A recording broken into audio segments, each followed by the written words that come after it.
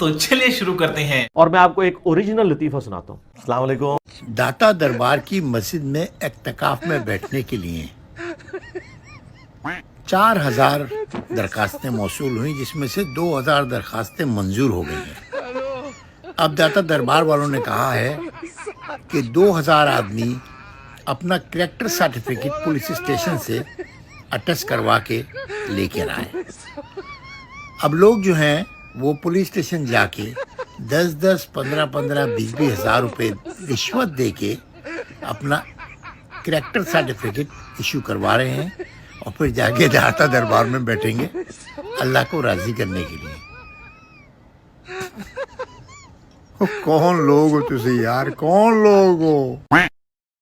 ارے رکو ذرا، صبر کرو۔ تو کتنے مسلمان ہیں جو کہتے ہیں اللہ مسلمانوں کو معاف کر دے؟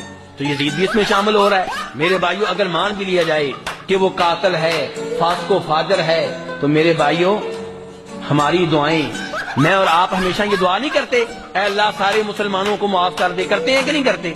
تو اس میں یزید شامل ہوتا ہے کہ نہیں ہوتا؟ تو یہ تو بات مانیں گے کہ یزید کے اوپر ایک وقت میں، ایک دن میں ہزاروں لاکھوں لعنتیں ہوتی ہیں، ایسے ہے نہیں ہے؟ اور یہ ساری لعنتیں، یہ ساری گالیاں روز قیامت اس کے لیے نیکیاں بن جائیں گی۔ کیا بن جائیں گی؟ اس کے پیچھے نماز ہو جائے گی؟ بولے نہیں، اس کے پیچھے تو نماز نہیں ہوگی۔ تو میں ایک سادہ بات کہنے لگا ہوں، سارا سمجھ آ جانا چاہیے۔ جس کا قرآن ٹھیک نہیں ہے، جب اس کے پیچھے نماز نہیں ہوتی، تو جس کا ایمان ٹھیک نہیں ہے اس کے پیچھے ہماری نماز کیسے ہو جائے گی؟ کیا کہنے ہیں علامہ صاحب؟ بات دراصل یہ نہیں کہ کس کے پیچھے نماز پڑھی، بات یہ کہ جو مصلی پر کھڑا ہے نا، آپ نے دیکھنا اس کا عقیدہ بھی درست ہے کہ نہیں ہے۔ جی جی جی جی۔ حضرت ابو ہریرہ رضی اللہ تعالیٰ عنہ سے روایت ہے کہ رسول اللہ صلی اللہ علیہ وسلم نے فرمایا کہ امام لوگوں کو نماز پڑھاتے ہیں، پس اگر امام نے ٹھیک نماز پڑھائی تو اس کا ثواب تمہیں ملے گا، اور اگر غلطی کی تو بھی تمہاری نماز کا ثواب تم کو ملے گا، اور غلطی کا وبال ان پر رہے گا۔ تراویح کی صف میں کھڑی ہے، نمازی ہے، ایمان کے پھیلے اجالے، رمضان کے دن آئے، قرآن کے دن آئے، اللہ کی رحمت کے احسان کے دن آئے، رمضان۔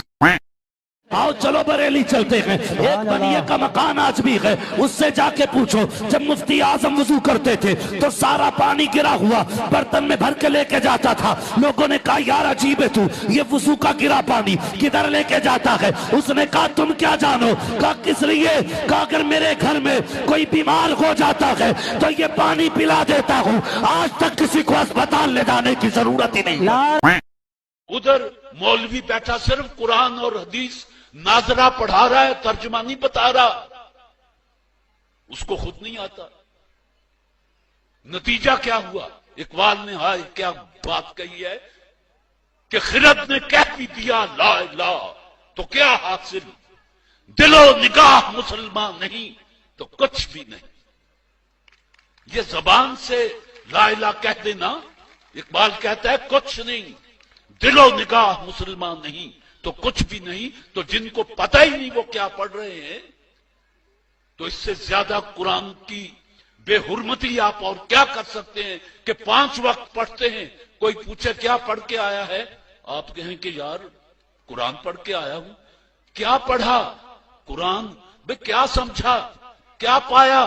ثواب۔ اس میں لکھا ہوا کیا ہے؟ اللہ جانے، جیدی کتاب ہے وہ تو جانتا ہی ہے، اللہ جانے۔